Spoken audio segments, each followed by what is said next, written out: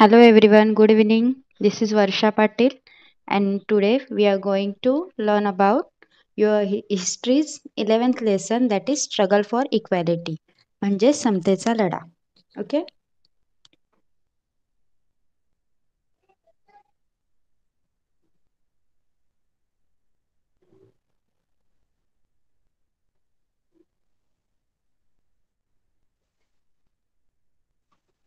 चला, सगळ्यांना स्क्रीन दिसते का माझी? स्क्रीन विजिबल आहे का? सबको दिख रहा है क्या स्क्रीन? चैट बॉक्स में रिप्लाई दीजिए. ओके, चलो अब हम स्टार्ट करते हैं. Okay.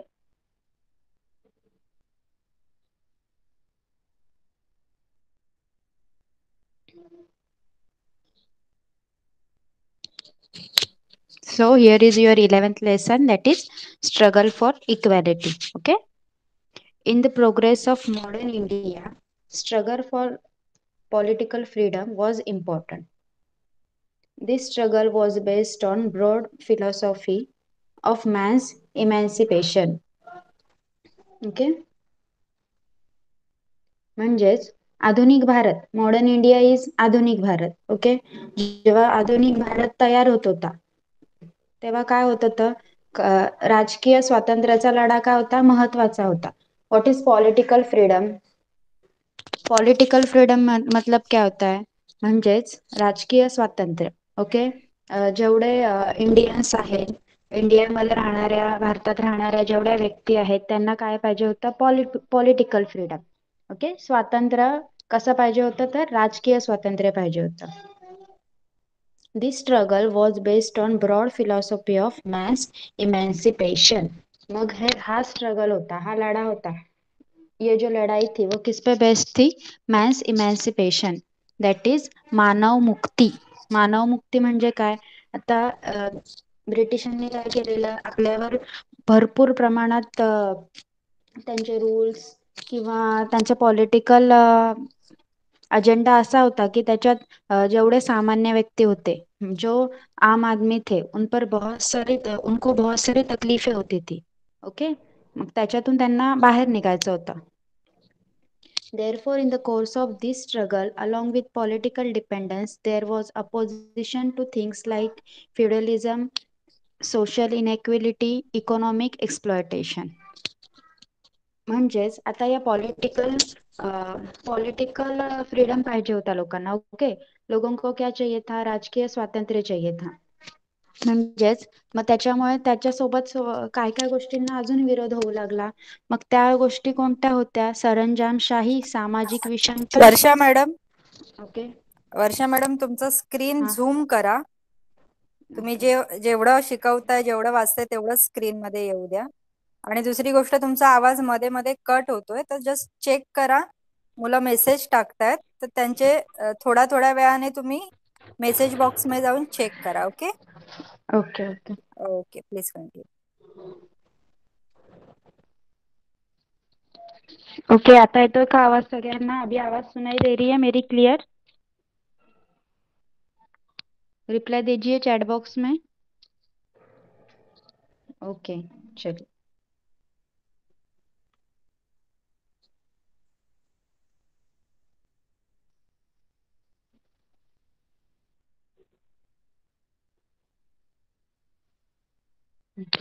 Therefore, in the course of this struggle, along with political dependence, there was opposition to things like feudalism, social inequality, economic exploitation.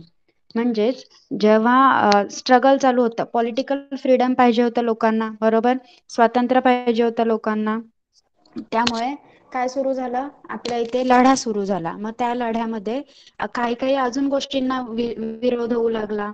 मग त्या गोष्टी कोणकोणत्या होत्या, तर सरंजामशाही, सामाजिक विषमता आणि आर्थिक शोषण.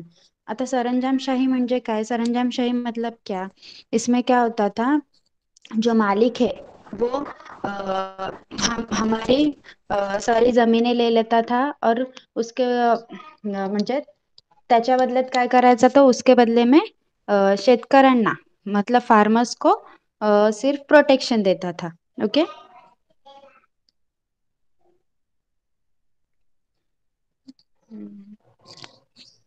Okay. Like freedom the principle of equality is very important. आता स्वातंत्र्य पाहिजे होतं, फ्रीडम चाहिए था सबको. ओके. सबको जो जो अत्याचार हो रहे थे उन पे उनसे बाहर निकलना था. फ्रीडम चाहिए था सबको. तो like freedom principle of equality मतलब क्या होता है, सब लोग इक्वल है, सब समान है, ये भी चाहिए था. ये प्रिन्सिपल भी सबको चाहिए था. म्हणजेच काय, स्वातंत्र्य पाहिजे होतं सगळ्यांना, पण स्वातंत्र्याप्रमाणे समतेचे तत्व म्हणजे समता, सगळी लोक समान आहेत हे तत्व पण सगळ्यांसाठी महत्वाचं होतं. ओके, समजतंय सगळ्यांना? समजतंय सगळ्यांना?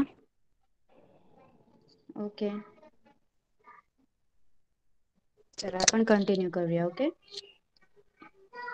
From that point of view, the contribution of movement built up by various social groups such as farmer, worker, woman, Dalit, etc., as well as the stream of socialism giving importance to equality proves to be significant. मग त्याच्यामुळे काय झालं, त्या दृष्टीने काय झालं, शेतकरी, कामगार, दलित, स्त्रिया हे सगळे काय होते, समाज घटक. म्हणजे काय, समाजातील जी लोक होती त्यांनी काय केल्या, चळवळी उभारल्या किंवा भरपूर प्रमाणात त्यांनी काय केलं, समाजवाद निर्माण केला लोकांमध्ये. मग याच्यासाठी कोणी कोणी मेन काम केलंय, मुलाचं कार्य कोणी केलंय, कौन कौन था शामिल इसमें, तो कौन कौन था, Dalit, workers, farmers and womens. Okay. स्त्रिया, दलित, कामगार आणि शेतकरी हे सगळे यांनी मोलाचं काम केलं या समाजवाद निर्माण करण्यामध्ये. Okay. Without realizing its contribution, we will not be able to understand the developmental process of modern India. Therefore, let us study some of these movement. आता आपण या लेसन मध्ये आपण काय शिकणार आहोत, जर या लोकांचं कॉन्ट्रीब्युशन काय होतं हे आपल्याला जर कळालंच नाही डेव्हलपमेंट ऑफ मॉडर्न इंडियामध्ये, आधुनिक भारत निर्माण करण्यामागे शेतकरी, कामगार, परत स्त्रिया आणि दलित या लोकांनी काय कॉन्ट्रीब्युशन केलं, ये लोगों ने, जो स्त्रियां थी, दलित थे, कामगार थे, उन लोगों ने क्या काम किया आधुनिक भारत बनाने में, ये अगर हमको समझ में नहीं आया तो इनका कंट्रीब्यूशन क्या है, मेन कंट्रीब्यूशन है. तो हमें अगर ये नहीं समझ में आया तो हमें मॉडर्न इंडिया कैसे बना, आधुनिक भारत कसा बनला हे कळणारच नाही. ओके. मग आपण या लेसन मध्ये आता तेच शिकणार आहोत. Therefore let us study some of this movement. मग आता आपण अशाच काही चळवळींचा अभ्यास करूया याच्यात. ओके. सुरुवात करूया आपण पीझंट मुवमेंट. फर्स्ट मुवमेंट काय आहे, पीझंट मुवमेंट म्हणजेच काय आहे, शेतकरी चळवळ. ओके. सगळ्यांना कळतंय शिकवलेला, आवाज क्लिअर येतोय आता? स्टार्ट करूया आपण पीझंट मुवमेंट साठी. ओके, करूया का कंटिन्यू? ओके, चल.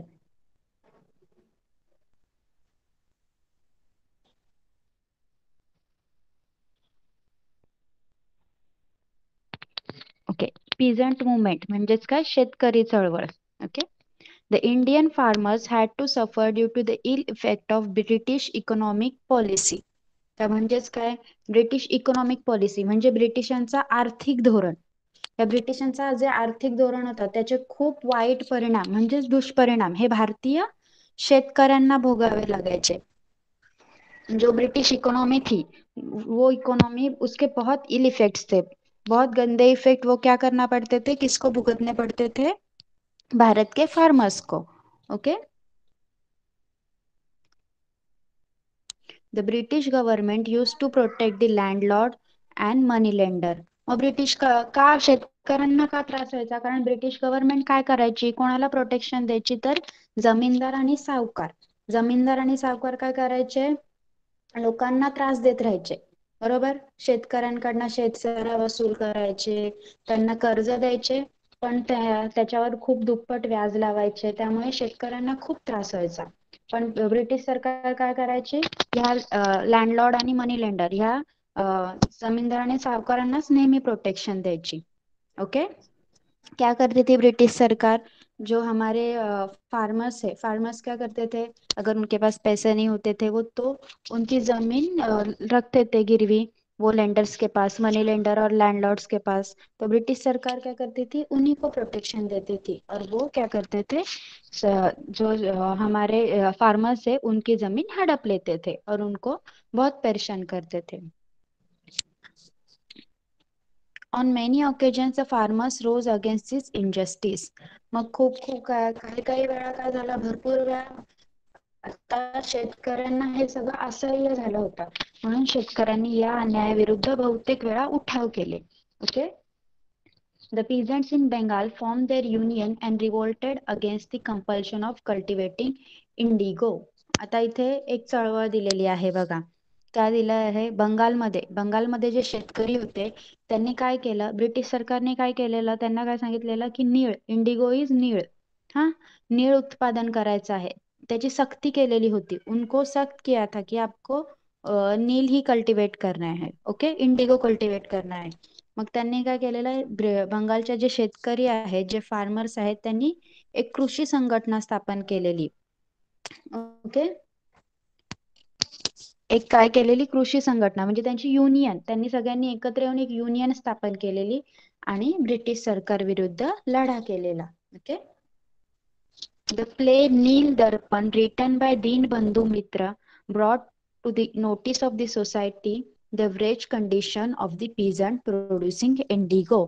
मग याच दरम्यान काय झालं, क्या हुआ इस दरम्यान, दीनबंधू मित्र यांनी काय केलेलं, नील दर्पण हे एक नाटक होतं, ते नाटक त्यांनी लोकांसमोर सादर केलेलं.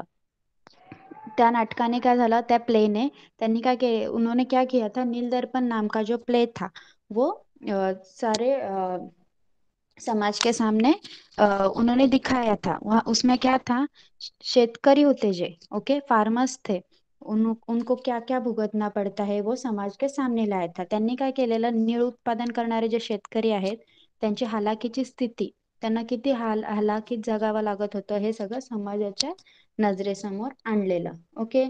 समजलं सगळ्यांना इथपर्यंत? पिझंट मुवमेंटचं हे अर्धा पार्ट समजलाय का सगळ्यांना? सांगा लवकर. ओके, चला आपण कंटिन्यू करूया. ओके. काही डाऊट कोणाला इथपर्यंत? काही डाऊट आहे का कोणाला? कोई डाउट है किसी को? डाउट है तो पूछ सकते हो. ओके, चला अपन कंटिन्यू करिए. ओके, कंटिन्यू करते हैं हम लोग अभी. Okay. In 1875, farmers from Maharashtra rose in revolt against the atrocities of the landlords and money lenders. मग 1875 म्हणजे 1857 मध्ये, सॉरी 1875 मध्ये काय झालं, 1875 साली महाराष्ट्रातील जे शेतकरी होते त्यांनी काय केलं, जमीनदार आणि सावकार, लँडलॉर्ड्स अँड मनी लेंडर्स यांच्या विरुद्ध मोठा उठाव केला. ओके. त्यांच्या विरुद्ध लढा दिला, रिवॉल्ट इज उठाव. Okay. The farmers in Uttar Pradesh formed Kisan Sabha in 1918 under the leadership of बाबा रामचंद्र. मग उत्तर प्रदेशात मधले जे शेतकरी होते त्यांनी काय केलं, उत्तर प्रदेशातील शेतकऱ्यांनी 1918 साली किसान सभा नावाची एक संघटना स्थापन केली. कोणाच्या नेतृत्वाखाली, बाबा रामचंद्र. म्हणजे किसान सभा 1918 साली जी किसान सभा स्थापन झाली, तिचे लीडरशिप कोणाकडे होती, बाबा रामचंद्र. म्हणजे तिचं नेतृत्व कोणी केलं, बाबा रामचंद्र यांनी. Okay. The Moplah peasants rose in a great revolt in Kerala but the British government crushed it down.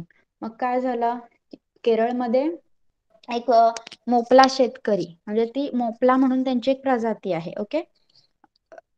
वो टाइप होता है उनका, ओके, कास्ट वगैरह टाइप होता है. वो मोपला शेतकरी त्यांनी काय केलं, मोठा उठाव केला, पण ब्रिटिश सरकारने तो उठाव चिरडून टाकला. ओके.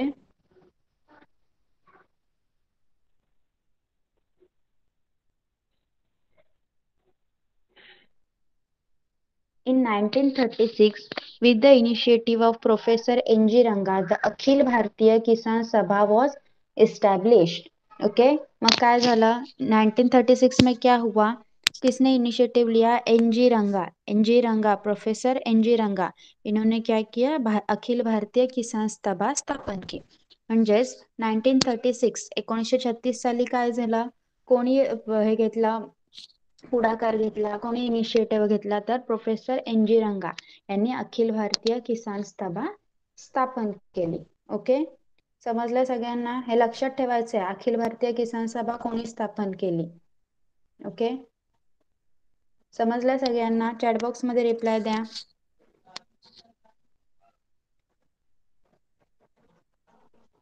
ओके,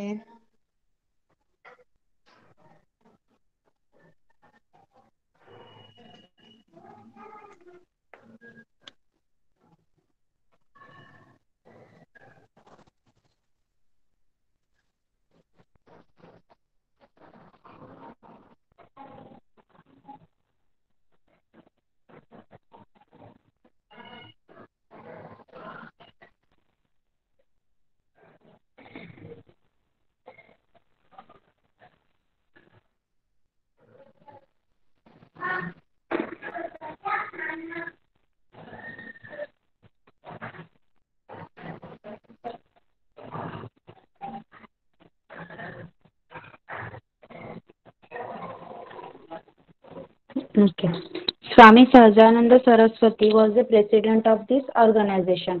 मग जे अखिल भारतीय किसान संस्था, किसान सभा स्थापन झाली, त्याचे प्रेसिडेंट कोण होतं? त्या सभेचे अध्यक्ष कोण होतं? Swami Sahajanand Saraswati. Okay,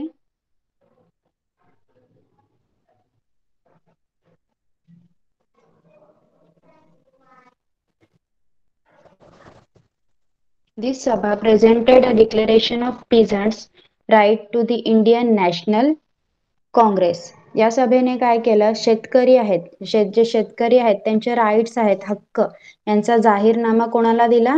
Indian national काँग्रेसला, राष्ट्रीय काँग्रेस सभेला त्यांनी तो जाहीरनामा दिला. Okay, the session of the Congress was held in the rural part of Faizpur in Maharashtra. मग ते सेशन, ती सभा कुठे भरली होती? महाराष्ट्राच्या फैजपूर या गावामध्ये, या ग्रामीण भागामध्ये भरली होती. thousands of peasants attended this session. मग या अधिवेशनात, ते अधिवेशन जे फैजपूर येथे ग्रामीण भागात भरलं होतं, तिथे कोण कोण हजर होतं? किती? ओके, हजारो शेतकरी तिथे उपस्थित होते. Okay,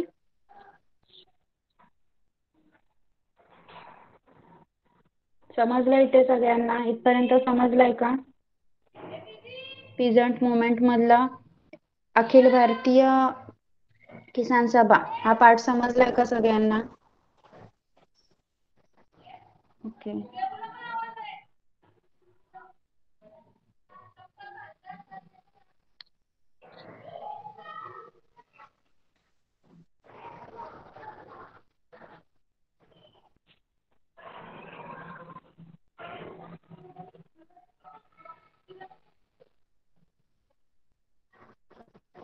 In 1938, the crops in eastern Khandesh were destroyed due to heavy rains. मग 1938 1938 साली काय झालं?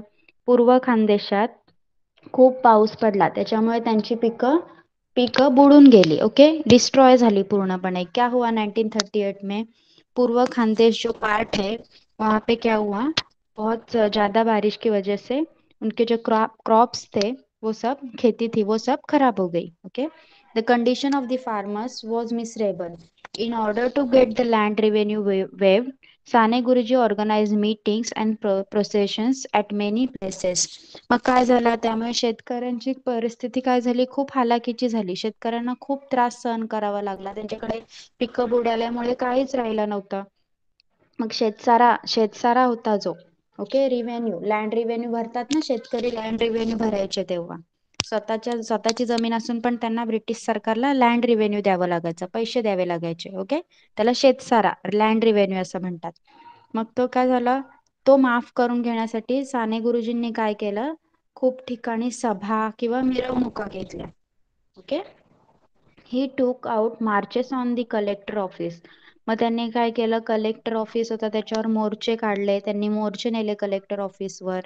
The peasant participated in large number in the revolutionary period of 1942. मग 1942 1942 चा जो रिव्होल्युशनरी पिरियड होता, त्याच्यात जो क्रांती पर्व, रिव्होल्युशनरी पिरियड इज क्रांती पर्व, म्हणजे त्याच्यात क्रांती घडून आली. ओके, त्या क्रांती पर्वात, तो क्रांती पर्व होता, त्याच्यात खूप मोठ्या प्रमाणात शेतकऱ्यांनी सहभाग घेतला. कळालं सगळ्यांना इथपर्यंत? शेतकरी चळवळ, पीझंट मुवमेंट कळाले का? पीझंट मुवमेंट कळालंय का? Cultivating Indigo means, cultivating Indigo म्हणजे ब्रिटिश सरकार काय करायचं, नीळ आहे ना आपली ब्ल्यू, हे कपड्यांना वगैरे नीळ मारतात माहितीये तुम्हाला, उजाला माहितीये, उजाला माहितीये सगळ्यांना, ती नीळ असते, ती काय करतात, ती कशी बनवतात, तिचं पीक घेतलं जातं शेतामध्ये. ओके, मग ते पीक आहे, तर त्या पिकाचं काय होतं, शेतकऱ्यांना त्याचा कमी भेटायचं, त्यांना काय करायचे, पैसे कमी द्यायचे आणि ब्रिटिश सरकार त्याचा जास्त उपयोग करायचे. मग ते शेतकऱ्यांना प्रॉफिटेबल नव्हतं. जर कमी भेटत असतील पैसे तर प्रॉफिट होईल का त्यांना? नाही. मग त्यामुळे काय व्हायचं, त्यांना खूप लॉस व्हायचा, पण ब्रिटिश सरकारला त्याचा जास्त व्हायचा, जास्त फायदा व्हायचा, म्हणून ते इनिशिएटिव्ह, ओके थांबा, म्हणून ते त्याला नीळ उत्पादन म्हणतात. समजलं? मग ते काय करायचे ब्रिटिश सरकार, शेतकऱ्यांवर त्याची सक्ती करायचे, फार्मर्स के ऊपर उनकी सक्ती करते थे. ओके, इनिशिएटिव्ह इज पुढाकार. आता मी तुम्हाला काही क्वेश्चन विचारले, ओके, मग तुमच्यापैकी एकाने त्याची सुरुवात केली सांगायला, मग त्याला काय बोलायचं, इनिशिएटिव्ह. ओके, ॲट्रॉसिटीज, ओके वेट, ॲट्रॉसिटीज मला जरा लेसन मध्ये बघू दे.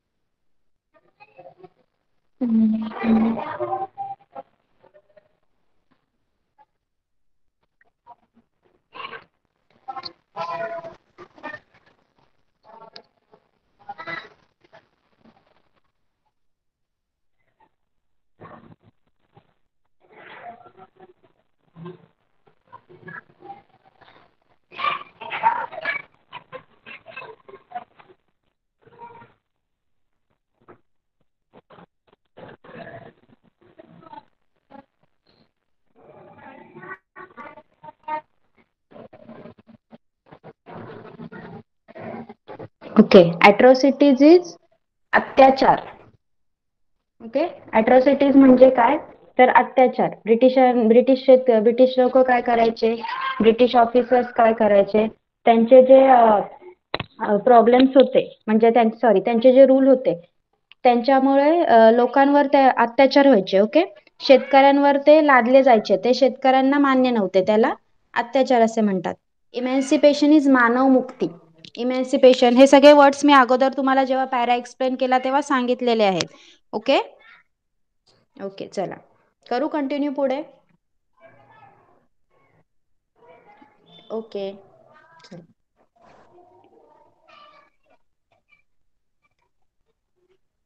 आता आपल्याला काय बघायचं आहे, इथे बघा तुम्हाला एक छोटा पॅरा दिलेला आहे साने गुरुजींबद्दल.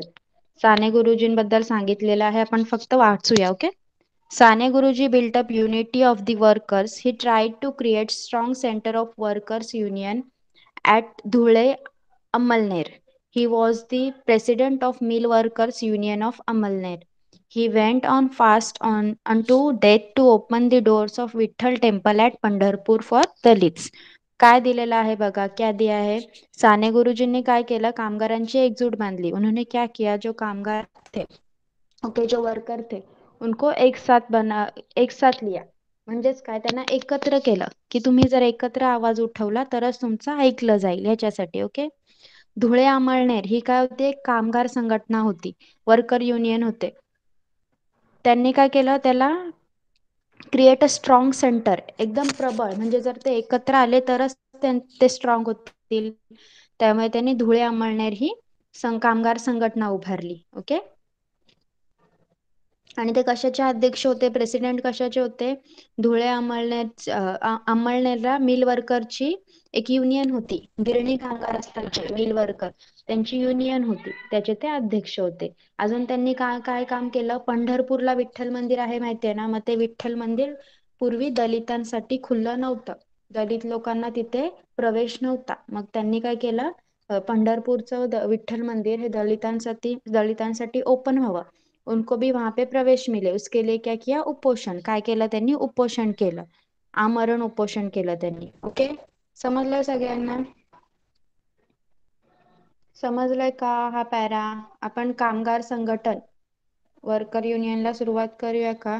युनियन म्हणजे संघटना, एकत्र येणे. आता कंपनीत काय असतं? युनियन बनतात. ओके, कामगार असतात जे वर्कर असतात, मग जर एकच माणूस बोलला तर त्यांना पुढचा जे सर असतात, त्यांचे साहेब असतात, ते ऐकणार नाही की नाही. मग ते एकत्र आले, भरपूर जण जर एकत्र आले तर ते ऐकू शकतात त्यांचं, मग त्यांना एकत्र येण्याच्या प्रोसिजरला जेव्हा ते एकत्र येतात त्याला काय बोलतात? युनियन. ओके, समजले? ओके, चला. रिव्होल्युशनरी इज खूप बदल घडवून येणं. ओके, रिव्होल्युशनरी म्हणजे बदल घडवून येणं एखाद्या प्रोसिजर मध्ये.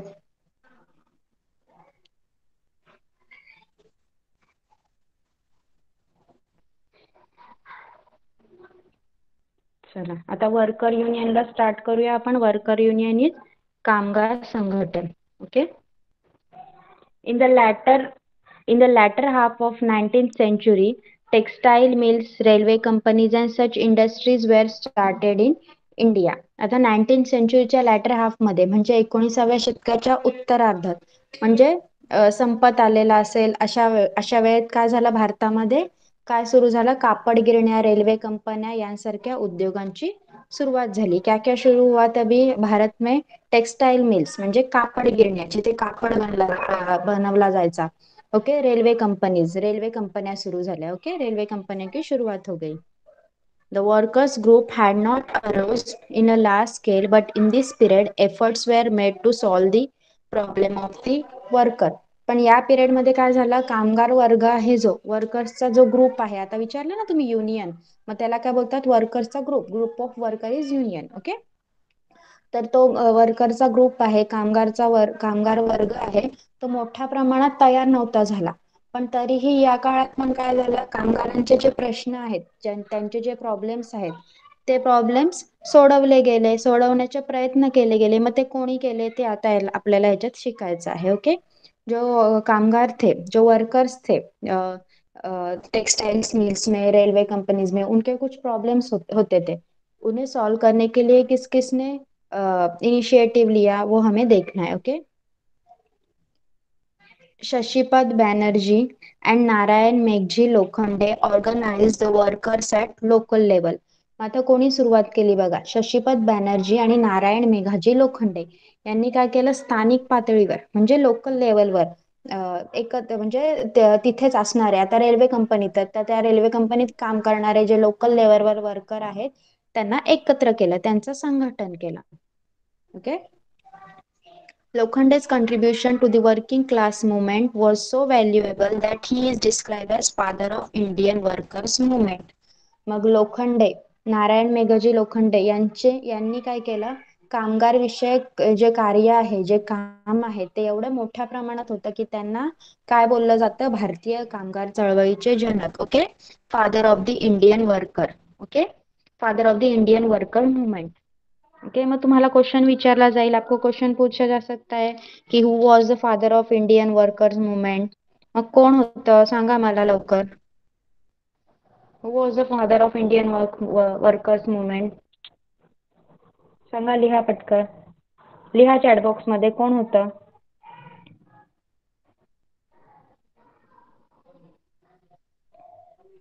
Okay, very good, Narayan Meghaji Lokhande. Okay, चला कंटिन्यू करूया आपण.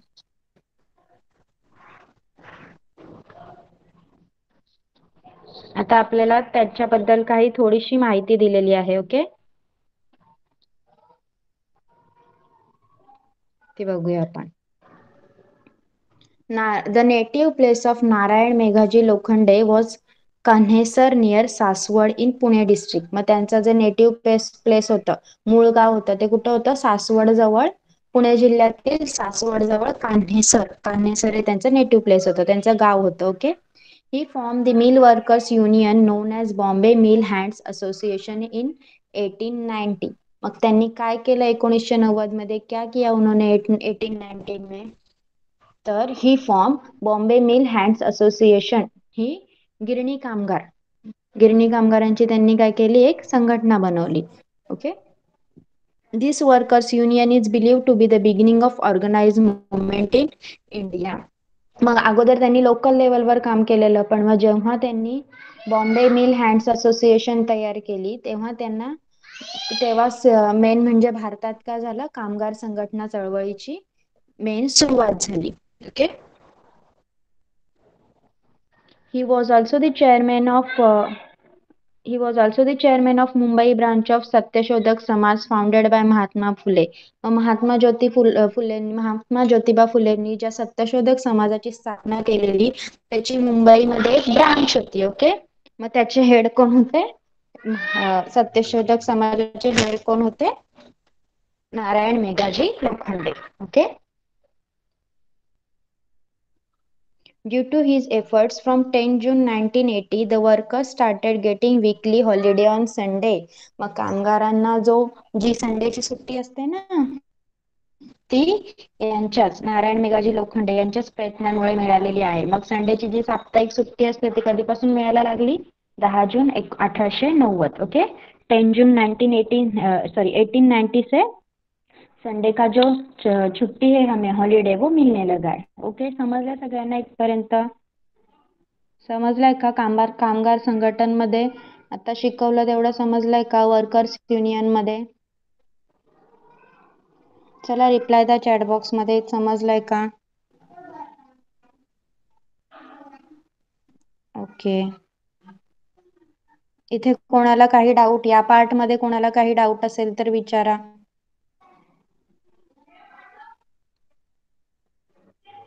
ओके. चला कंटिन्यू करूया मग आपण.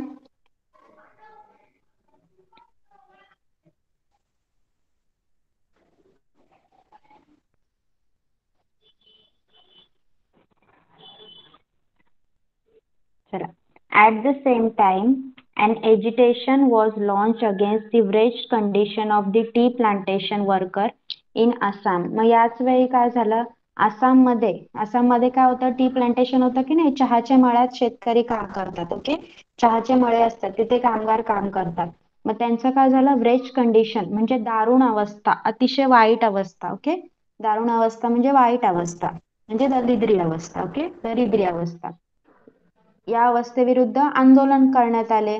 तिथल्या टी प्लांटेशन करणारे जे वर्कर होते, कामगार होते, त्यांनी काय केलं? ब्रिटिश सरकार विरुद्ध आंदोलन केले. ओके.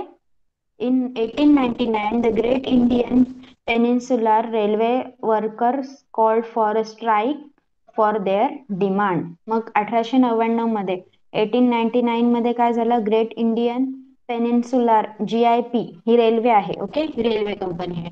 या रेल्वे कंपनीच्या कामगारांनी काय केलं? आपल्या मागण्यांसाठी, त्यांच्या काही मागण्या असतील त्या पूर्ण करण्यासाठी काय केलं? संप पुकारला. Okay. During the anti-partition movement, workers carried out strikes from time to time in support of Swadeshi. मग या अँटी पार्टिशन मुवमेंट आहेत. ओके. वंगभंग आंदोलन बोलतात त्याला. Okay. Anti partition movement is Vangbhang आंदोलन. मग या काळात काय झालं? स्वदेशीला पाठिंबा देण्यासाठी कामगारांनी खूप प्रकारे वेळोवेळी काय केले? संप पुकारले. स्वदेशी म्हणजे काय? म्हणजे आपल्या देशात तयार झालेल्या वस्तू. ओके. बाहेरच्या देशातून नाही घ्यायचं काही. मग आपल्या देशात तयार झालेल्या वस्तूंना कामगारांनी काय केलं? पाठिंबा द्यायला सुरुवात केली. After the First World War, due to industrialization, there was rise of worker class in India. पहिलं महायुद्ध झालं. ओके. पहिल्या महायुद्धानंतर काय झालं? भारतात इंडस्ट्रियलायझेशन वाढलं. इंडस्ट्रियलायझेशन इज औद्योगिकीकरण. ओके. औद्योगिकीकरण वाढला, इंडस्ट्री वाढला, इंडस्ट्री बढ़ गए भारत में, तभी क्या हुआ, वर्कर्स की तादाद बढ़ने लगी. ओके, म्हणजेच औद्योगिकीकरणामुळे काय झालं, कामगार वर्गाची वाढ होऊ लागली. Okay, and then a necessity for nationwide worker union was failed. मग जेव्हा कामगार वाढू लागले तेव्हाच काय झालं, राष्ट्रव्यापी कामगार संघटना म्हणजे नेशन वाईड वर्कर म्हणजे पूर्ण राष्ट्रात जे कामगार आहेत त्यांची एक संघटना बनवण्याची गरज भासू लागली. Okay, with this necessity in 1920 all India Trade Union Congress was establish. मग हीच गरज पूर्ण करण्यासाठी 1920 मध्ये काय झालं, all India Trade Union Congress. म्हणजेच आता कामगार वाढलेले आहेत त्यामुळे लोकल लेवलवर जी युनियन होती तीच चालेल का, तीच कामगारांचे प्रश्न किंवा प्रॉब्लेम सोडवू शकेल का. जो लोकल एरिया में जो वर्कर्स थे, ओके, जो लोकल लेवल पे वर्कर्स की यूनियन थी वो उन वर्कर्स के प्रॉब्लम्स सॉल्व नहीं कर सकती थी. इसलिए क्या हुआ, AITUC is All India Trade Union Congress was establish. All India Trade Union काँग्रेसची स्थापना करण्यात आली. NM Joshi had a major role in the working of AITUC. मग ह्याचा आयटेक हा शॉर्ट फॉर्म आहे ऑल इंडिया ट्रेड युनियन काँग्रेसचा. ओके, मग त्याचं काम मोठ्या प्रमाणात कोण बघत होतं, नाम Joshi, NM Joshi. Okay, Lala Lajpat Rai was the president of the first session of AITUC.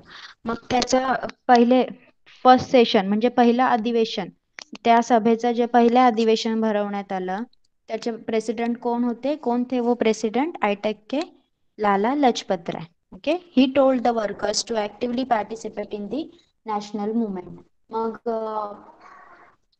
त्या अधिवेशनात जेव्हा ते सेशन झालं आयटेकचं, तेव्हा त्या सेशनमध्ये लाला लजपत राय यांनी वर्करांना काय सांगितलं, ते सेशन सगळ्या वर्करांनी अटेंड केलं. ओके, सारे वर्कर्स थे जो, उन्होंने वो सेशन अटेंड किया. तब लाला लजपत राय ने उन लोगों को, वो वर्कर्स को क्या बताया कि आपको सबको राष्ट्रीय आंदोलन में सहभाग लेना है.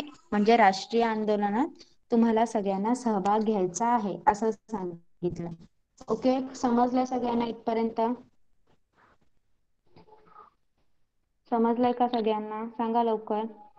All India Trade Union, okay, who was the president of first session of All India Trade Union Congress. कोण होता प्रेसिडेंट पहिल्या अधिवेशनाचा, सांगा लवकर.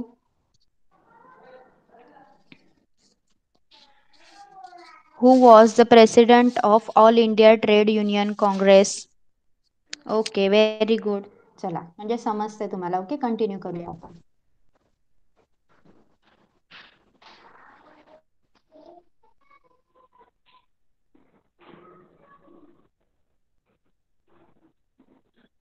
ओके, आता हे पिक्चर दिसतंय तुम्हाला, हे कोण आहेत, श्रीपाद अमृत डांगे. कोण आहे हे, श्रीपाद अमृत डांगे. आता त्यांच्याबद्दल आपल्याला काय दिलंय ते बघा. Okay, Shripad Amrit Dange, Muzaffar Ahmad such socialist leaders by spreading the socialist ideology among the worker.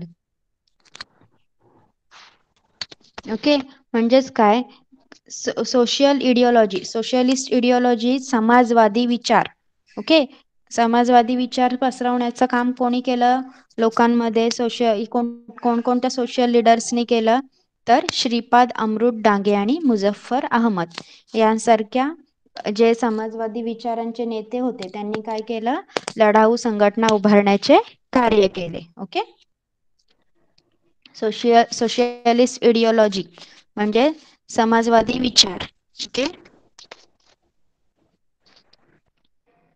Work to form militant organization. मग त्यांनी सोशलिस्ट इडिओलॉजीनी काय केलं, मिलिटंट ऑर्गनायझेशन इज लढाऊ संघटना. म्हणजे तुम्ही आता लढण्यासाठी तयार व्हा असा मेसेज त्यांनी लोकांमध्ये पसरवला. आणि जे वर्कर्स त्या गोष्टींसाठी तयार आहेत त्यांना एकत्र घेऊन त्यांनी मिलिटंट ऑर्गनायझेशन बनवली. म्हणजेच काय केलं, लढाऊ संघटना उभारण्याचे कार्य त्यांनी केले. Okay, In 1928, the Mumbai Mill Workers Union went on strike for 6 months. मग 1928 मध्ये 1928 साली काय झालं, मुंबईतील जे मिल वर्कर आहेत, गिरणी कामगार आहेत, त्यांनी काय केलं, 6 महिने संप केला. ओके, क्या किया 1928 में मिल वर्कर्स ने, जो यूनियन थी उनकी, ओके, जो संगठना थी उन्होंने क्या किया, 6 मंथ्स के लिए स्ट्राइक किया. ओके, मतलब 6 मंथ उन्होंने वो मिल बंद कर दी, वो स्ट्राइक करते थे, काम नहीं करते थे, काम पे नहीं जाते थे. ओके, वो क्यों करते थे, क्योंकि उनको उनके उनके जो रूल्स थे वो सरकार के वो मान्य नहीं थे. ओके, त्यांना त्यांच्या मागण्या, दुसऱ्या काही मागण्या असतील त्या पूर्ण करून घ्यायच्या होत्या म्हणून. Okay, many such strikes were made by the railway worker, jute mill worker etcetera. मग असंच जेव्हा पहिला संप झाला 1928 मध्ये, गिरणी कामगारांनी 6 महिने संप केला. मग त्यांनाच आदर्श मानून जे रेल्वे कामगार आहेत, ज्यूटीस ताग, ओके, ताग कामगार आहेत इत्यादींनी काय केलं, संप पुकारले. Okay, the government was disturb to see the growing strength of workers movement. मग आता बघा क्या हुआ, पहले क्या हुआ, गिरणी कामगार, ओके, मिल वर्कर वाल्यांनी आपले संप पुकारले. त्याच्यानंतर रेल्वे कामगार, ताग कामगार, उनके बाद क्या हुआ, रेल्वे कामगार, ताग कामगार सबने स्ट्राइक किया. मग काय झालं, सरकारला हे सगळं बघून टेन्शन यायला लागलं, डिस्टर्ब झाली सरकार, गव्हर्नमेंट काय झालं, डिस्टर्ब झालं. का डिस्टर्ब झालं, कारण growing strength of the workers movement. आता काय होत आहे, कामगार चळवळीची शक्ती वाढत आहे, हे पाहून काय झालं, सरकार खूप अस्वस्थ झालं. To suppress this movement legislations were made. मग ही मुवमेंट, ही चळवळ दडपून काढण्यासाठी, नष्ट करण्यासाठी, खत्म करने के लिए क्या हुआ, लेजिस्लेशन म्हणजे कायदे. ओके, कायदे बनवण्यात आले, काही rules. Okay, legislation is rules. Okay, काही कायदे, रूल्स बनवण्यात आले. ब्रिटिश सरकारने काय केले, रूल्स बनवले ह्यांची चळवळ दडपून काढण्यासाठी. The workers struggle prove to be supportive to the national movement. मग हे कामगारांचे जे लढे होते, ओके, वर्कर्सचे लढे होते, जो वर्कर्स के स्ट्रगल थे उनका फायदा क्या हुआ, राष्ट्रीय चळवळीला ते पूरक ठरले. म्हणजेच काय, नॅशनल मुवमेंट, जी राष्ट्रीय चळवळ अख्ख्या देशात चालू होती, तिला पुढे ढकलण्यासाठी ते उपयोगी ठरले. ओके, समजलंय सगळ्यांना, इथपर्यंत समजलंय का, बघा, वर्कर्स युनियन मध्ये समजलं तुम्हाला.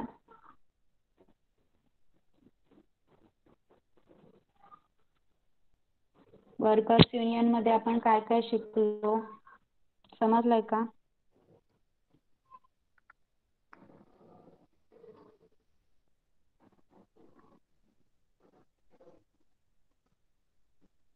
ओके, चला.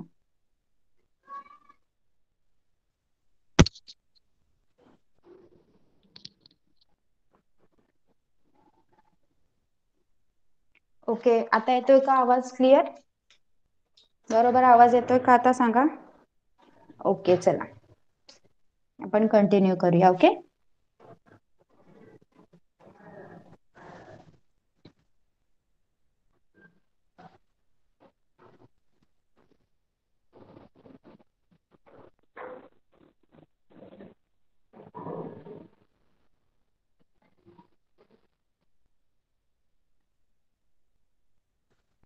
ओके, चला आता ऑलरेडी 6:43 तर झालेले आहेत, 6:43 हो चुके हैं, इसलिए हम अभी क्वेश्चन आंसर्स लेंगे. ओके, नेक्स्ट सेशन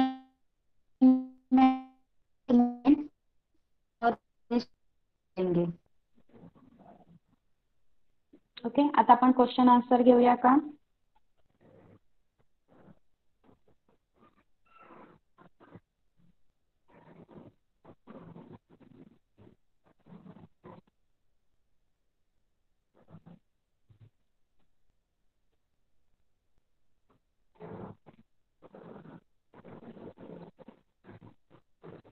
चला बघा, बघा काय आहे, एकदा परत आपण गो थ्रू करूया थोडं. In the process of modern India struggle of political freedom was important. This struggle was based on broad philosophy of man's emancipation. म्हणजेच काय, मॉडर्न इंडियाचं जे स्ट्रगल होतं, ओके, जो समतेचा लढा होता, त्याच्यामध्ये काय महत्वाचं होतं, क्या इम्पॉर्टंट था, मॅन्स इमॅन्सिपेशन इज मानव मुक्ती. मानव मुक्ती. ओके, इमॅन्सिपेशन इज मानव मुक्ती. Therefore, in the course of this struggle, along with political dependence, there was opposition to things like feudalism, social inequality, economic exploitation. Okay, म्हणजेच काय, मग ह्या लढ्यात अजून कशाची भर पडली, कशाला विरोध करण्यात आला, सरंजामशाही, राजकीय पारतंत्र्यता, सामाजिक विषमता आणि आर्थिक शोषण याही गोष्टींना विरोध करण्यात आला.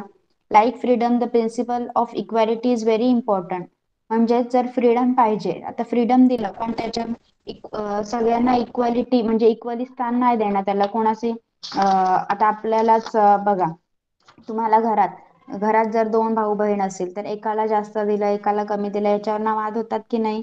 मग तसंच principle of equality is very important. सगळ्यांना समान हक्क दिले पाहिजेत असं शेतकऱ्यांचं किंवा जे सोशल ऍक्टिव्हिटीज होते त्यांचं म्हणणं होतं. Okay, from that point of view, the contribution of movement built up by various social groups such as farmer, worker, women, Dalits, etc., as well as stream of socialism giving importance to equality proves to be significant. मग आता त्याच्यासाठी काय, ह्या सगळ्या ज्या movement आहेत त्याचं काम त्या कोणी उभारल्या, किसने वो मूवमेंट शुरू की, फार्मर, वर्कर, वुमन, दलित, इन सब लोगों ने वो मूवमेंट्स की सुरुवात की, त्या चळवळींची सुरुवात केली. ओके, मग त्यांचं कॉन्ट्रीब्युशन आपण शिकलं पाहिजे, बरोबर. मग ते आपण सगळं शिकलो की नाही. पीझंट मुवमेंट, काय काय शिकलो आपण, पीझंट मुवमेंट आणि वर्कर्स युनियन. ओके, चला मग आता पीझंट मुवमेंट मध्ये सांगा मला, हु रोट द नीलदर्पण प्ले. नीलदर्पण हे प्ले कोणी लिहिलेलं होतं सांगा मला पटकन. नीलदर्पण प्ले थ्रू काय झालं, समाजाच्या समोर जे लोकांना शेतकऱ्यांवर okay okay, Dinbandhu. Okay, Dinbandhu Mitra. Okay, good. काय केलं नीलदर्पण थ्रू, काय केलं, शेतकऱ्यांवर जे अत्याचार होत होते, जो अत्याचार हो रहे थे फार्मर्स पे, त्याच्यावर काय झालं, ते सगळ्या समाजासमोर आणण्यात आले. ओके, वो सबको दिखाया गया प्ले के through. Okay,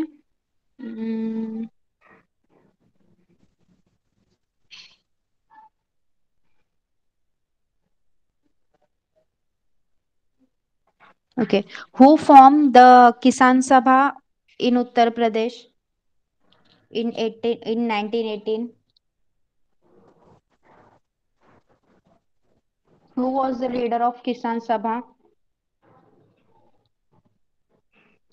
in Uttar Pradesh? Who was the leader of Kisan Sabha?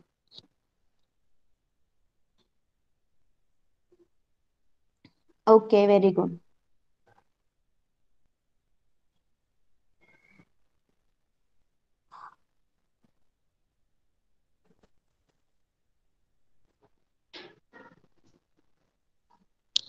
Okay. Who took initiative to form Akhil Bharatiya Kisan Sabha? Akhil Bharatiya किसान सभा स्थापन करण्याचा इनिशिएटिव्ह कोणी घेतलं, कोणी पुढाकार घेतला अखिल भारतीय किसान सभा स्थापन करण्यात? ओके, व्हेरी गुड, NG रंगा. Okay, and who was the president of Akhil Bharatiya किसान सभा? कोण होतं त्याला अध्यक्ष, कोण होतं, प्रेसिडेंट कोण होतं सांगा.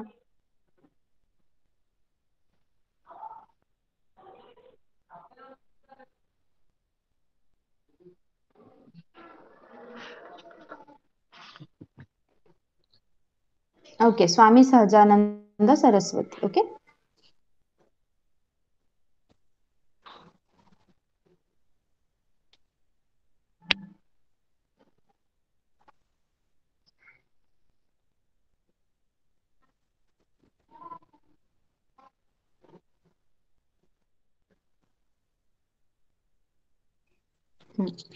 आता सांगा, who was called as the father of Indian workers movement?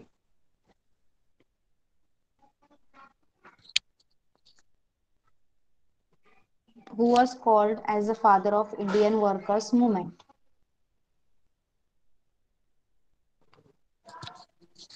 Okay, Narayan Meghaji Lokhande. Okay.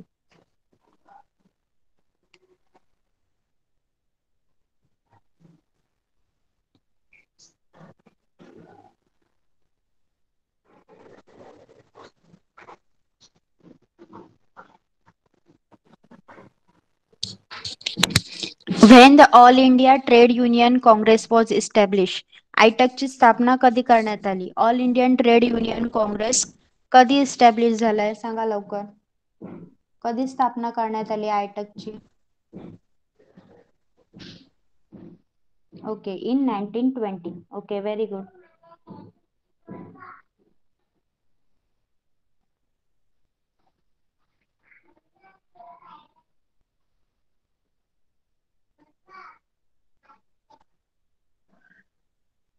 Okay, चला. सगळ्यांना समजलंय लेसन इथपर्यंत? Peasant movement and workers union समजलंय?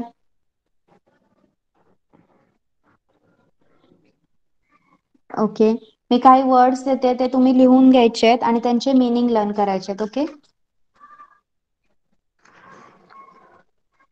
चला घ्या पटापट एक एक वर्ड लिहून. इमॅन्सिपेशन,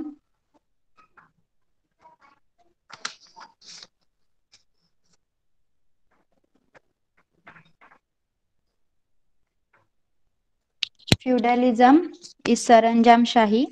इमॅन्सिपेशन मानव मुक्ती.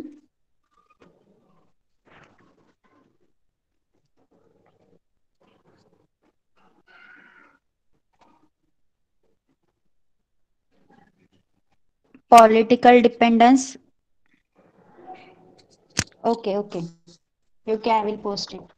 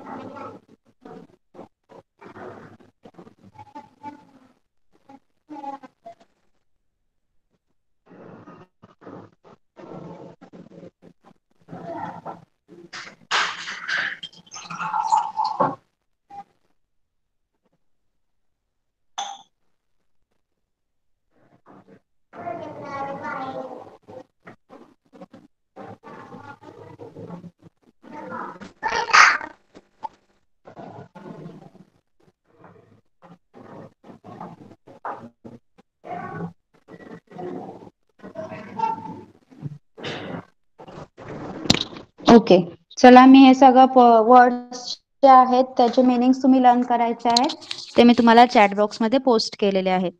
ओके, आता तुमचा जो होमवर्क आहे तो तुम्हाला गुगल क्लासरूम मध्ये दिला जाईल. ओके, समजलंय सगळ्यांना? कोणी लेफ्ट व्हायचं नाहीये. समजलंय सगळ्यांना इथपर्यंत जे आज शिकवलंय? आजच्या सेशन मध्ये काय काय झालंय ते समजलंय का? ओके,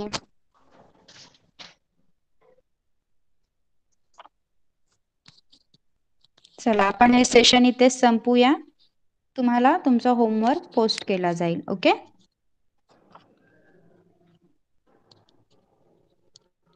चला लेफ्ट करू शकता आता तुम्ही class.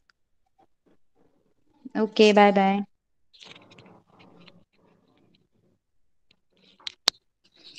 Have a nice evening to you too. Bye.